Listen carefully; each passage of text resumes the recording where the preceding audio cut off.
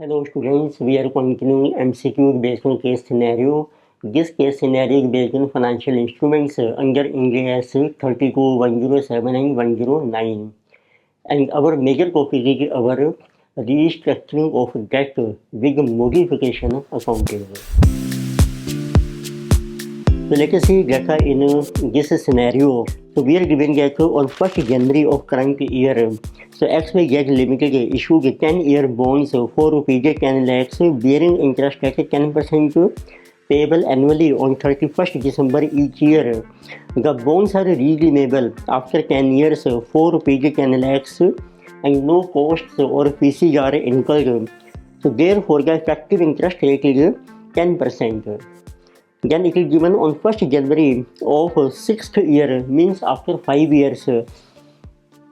XYZ Limited and the bondholders agree to a modification in accordance with which no further interest payments are made and bonds are redeemed on original due date after 10 years for rupees 16 lakhs and fees paid by the borrower to the lender are rupees 50,000. So then different MCQs are given. तो पहले देखते हैं, देखो data आपको mention किया है, तो जिसे given XYZ limited, so this company so has issued 10-year bonds, so it has issued 10-year bonds and they are issued on 1st January of current year. It means this is zero time period and total time period is 10 years and they are redeemable on 31st December. तो it means ये आपका चल रहा है calendar year और amount आपको दिया है bonds are issued for rupees 10 lakhs. So on which our rate of interest is given, this is 10%. So rate of interest is this is 10% of bonds. इसमें आपके कोई एक्सपेंसिव नहीं है और रिडेम्पशन आपने करनी है, redemption value this is at for rupees 10 lakhs. तो मीन्स इस केस में जब आप प्रेजेंट वैल्यू कैलकुलेट करेंगे फ्यूचर के जो कैश आउटफ्लोस हैं तो that we and to make it equal to 10 lakhs उसका जो इफेक्टिव रेट ऑफ इंटरेस्ट आएगा वो सेम ही रहेगा आपका 10%. तो therefore it is given in the question also effective interest rate is 10%. ये होता है जिस रेट पर आपकी present value future cash flow becomes equal to initial issue price. तो ये सेम ही है आपका, पर अगर आपको मेंशन किया है after 5 years it means so time period is after 5 year and this is also कहा कि बिगिनिंग ऑफ 6th year. अब हमने जो टर्म्स हैं बॉन्ड्स की रिवाइज कर दी हैं कि जो इंटरेस्ट है वो हमारा नील हो जाएगा, interest to be paid in future that will be nil, but जो रिडेम्पशन वैल्यू है after 10 years we will make lump sum payment 16 lakh rupees और उस टाइम आपके 5th year के एंड में या 6th year के बिगनिंग में फिर आपको बोरोवर को कुछ फीसिज पे करनी पड़ेंगी 50,000 में. इतनी कुछ आपकी फीसिज होंगी ऑफ रुपीज 50,000. अब देखते हैं different MCQ number 1. So they're asking determine book value of our outstanding financial liability which is bonds at beginning of 6th year. तो पहले आपने देखना है beginning of 6th year means end of 5th year में आपकी कितनी liability है books में. तो this is MCQ number 1. Let us see what is our value of our financial liability in relation to bonds. This is at beginning of this is 6th year. So beginning of 6th year means we can say that end of 5th year. उसका formula बन जाएगा. अब आपने 5th year के and से लेके future में remaining अभी लाइफ है आपकी 5 years से, तो जितने भी कैश आउटफ्लोस हैं उन सब की कैलकुलेट कीजिए present value at original effective interest rate. This is equal to present value of future cash outflows so at original effective interest rate. तो ये आपकी बुक वैल्यू आ जाएगी जो आपकी बुक्स में आउटस्टैंडिंग है वैल्यू ऑफ लायबिलिटी. तो लाइक ऐसे तो आपने 10 लाख से ऊपर 10% इंटरेस्ट पे करने हैं हर साल 1 लाख और प्लस आपने रिडेम्पशन करनी है 10 lakhs की. ये after 5 years let us multiply by PV factor. इसके ऊपर एन्युटी फैक्टर आ जाएगा तो आपको लेना है पीवी फैक्टर एट 10% और यहाँ पर आएगा आपका single factor at 10% for 5 year. So 1 divided by 1.1. So this is 0.621 and this is 3.79. So now let us see how much is this total. So this is 3,79,000 and plus 6,21,000. तो total value आप देखेंगे this is coming exactly rupees 10 lakhs. तो normal rule होता है जब आपको जितना interest मिल रहा है 10% और उसी रेट पे जब आप डिस्काउंट करते हैं तो वैल्यू आपकी सेम रहती है। तो ये हमारा आंसर है कि बुक वैल्यू है आपकी कैरिंग वैल्यू बुक्स में लाइबिलिटी की रुपीज 10 लैक्स। तो you can see which option is correct answer is option A.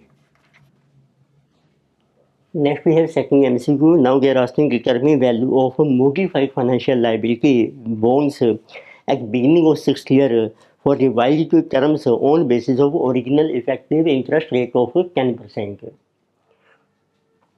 तो कैलकुलेट करते हैं what is value of modified financial liability and this is at beginning of again 6th year and this is at original effective interest rate of 10%. अब देखो modification में क्या है, आपको कोई इंटरेस्ट पे नहीं करने हैं, सिर्फ रिडेम्पशन वैल्यू होगी 16 लाख की और आपके कुछ लीगल एक्सपेंसिस हैं। तो इट मीन्स ये वैल्यू आ जाएगी आपकी present value of redemption amount plus जो भी आपको लीगल फीसिस पे करनी है एट प्रेजेंट। तो you can see redemption value है आपकी 16 लाख, उसके ऊपर आप अप्लाई कीजिए आप पीवी फैक्टर है 10% फॉर टाइम गैप है आपका 5 ईयर्स का, 5 ईयर्स का फैक्टर है 0.621 प्लस लीगल फीसिस हैं आपकी 50,000। तो लेके see how much is this amount, this is 16 lakh into 0.621 plus 50,000। तो this amount is rupees so 10,43,600. So you can see which option is correct. So in this case our answer is option number B. So next we have MCQ number 3. They are asking determine the revised carrying value of modified financial liability which is bonds at beginning of 6th year. इसमें देखो आपको calculate करनी है what is revised value of modified financial liability, जो आपने अपने terms modify किए हैं अब इसकी रिवाइज वैल्यू क्या है। तो ये देखो भी हमने कैलकुलेट की थी MCQ में, बाकी जो original value of liability means at original effective interest rate वो भी हमने कैलकुलेट की है, और एक हमने कैलकुलेट किया है value modified liability at original effective interest rate. उसमें एक बेसिक रूल होता है if revised value of financial liability which has been modified at original effective interest rate, पर हमने जो कैलकुलेट किया है ओरिजिनल इफेक्टिव इंटरेस्ट रेट के ऊपर, इफ दिस वैल्यू ये जो आपकी वैल्यू आ रही है किसी मोर देन और equal to 110% of original financial liability, तो उस केस में ये जो आपकी मॉडिफाइड फाइनेंशियल लाइबिलिटी है it is considered as a new financial liability, then it is a new financial liability, but if it is less than 110% of original financial liability then this is called modification to financial liability. तो first case में जब आपकी revise value जो आ रही है आपकी जो modified liability की वो कम से कम 110% है या उससे ज़्यादा है, तो फिर तो हम उसको नई लाइबिलिटी मान लेंगे, पुरानी लाइबिलिटी हम एलिमिनेट कर देंगे। बट इफ़ यदि आपकी modified financial liability less than है 110% ऑफ ओरिजिनल, फिर ये आपकी मॉडिफिकेशन मानी जाएगी। इतनी पुरानी लाइबिलिटी आपकी एज इट इज कंटिन्यू रहेगी बुक्स में, सिर्फ उसको मॉडिफाई करेंगे। तो उस केस में देखिए आपकी रिवाइज वैल्यू कितनी है, ये आपने कैलकुलेट की थी 1043,600 और MCQ 1 में हमने कैलकुलेट की थी ओरिजिनल लाइबिलिटी 10 लाख की हमारी बिगनिंग ऑफ 6th ईयर में, तो उसका 110% कीजिए ऑफ 10 लाख से, ये बन जाएगा 110 लाख, तो उससे कम है आपकी वैल्यू, ये है 1043,600। It mean therefore it is modification, तो ये आपकी मॉडिफिकेशन मानी जाएगी टू फाइनेंशियल लाइबिलिटी जो आपकी रजिस्टरिंग लाइबिलिटी है। अब उसकी रिवाइज वैल्यू कैसे कैलकुलेट करेंगे वो देखते हैं हम। तो इस केस में अब जो आपकी रिवाइज वैल्यू आ जाएगी जिसको हम कहते हैं carrying value of modified financial liability. उसका फार्मूला है जो आपकी ओरिजिनल फाइनेंशियल लायबिलिटी है बुक्स में, ओरिजिनल फाइनेंशियल लायबिलिटी इन बुक्स, तो उसमें से अब आपने क्या करना है, जो आपने लीगल एक्सपेंसेस पे किए हैं उनको कर दो माइनस लीगल फीस। मीन्स अब जो लीगल फीस है वो आपकी रजिस्टरिंग लायबिलिटी में एडजस्ट हो जाएगी। ये हमने कैलकुलेट की थी ₹10 लाख से फर्स्ट MCQ में। लीगल फीस आपको दी है 50,000 की, तो इट मीन्स अब हमारी बुक्स में रिवाइज वैल्यू आ जाएगी 9,50,000। तो ये जो कैलकुलेट की थी ना आपने मॉडिफाइड 1043 600, इसका कोई यूज नहीं है, ये आपकी एलिमिनेट हो गई है। तो आंसर है आपका रिवाइज वैल्यू बन जाएगी आपकी मॉडिफाइड लायबिलिटी की 9,50,000। So let us see which option is correct. You can see answer is option number C. Next we have fourth MCQ. They are asking determine the interest cost for the 6th year after modification of financial liability. अब आप देखिए आपकी modification के बाद ये आपका है time period 5th year का एंड है और 6th ईयर का बिगनिंग है, जिसे बिगनिंग ऑफ 6th ईयर, और टोटल लाइफ थी आपकी 10, इतनी रिमेनिंग अब लाइफ रह गई है 5 ईयर्स से। तो आज आपकी रिवाइज्ड फाइनेंशियल लायबिलिटी है बुक्स में 950। अब इसमें कोई आपको इंटरेस्ट पे नहीं करना है, बस सिर्फ आपने रिडीम करना है इसको आफ्टर जो रिमेनिंग लाइफ है 5 ईयर 16 लाख से ऊपर। तो आपको देखना है बट इंटरेस्ट कॉस्ट कितनी है अब आपकी फॉर 6th ईयर। तो इंटरेस्ट कॉस्ट को हम रिकॉग्नाइज करते हैं उनका basis of revised effective interest rate. तो उस केस में पहले आपको कैलकुलेट करना पड़ेगा revised effective interest rate. Present value of future cash outflow को आपने इक्वल करना है इनिशियल जो बुक वैल्यू है आपकी। तो लेकर से लेट आर इज जो आपका ओरिजिनल चल रहा है 10%, जनवरी present value of 16 lakh at 10% for 5 year. PV factor है आपका 0.621, तो ये है आपका पीवी फैक्टर फॉर 5 ईयर्स। तो this value is coming 16 lakh into 0.621 993,600। तो दिस इज मोर देन 950।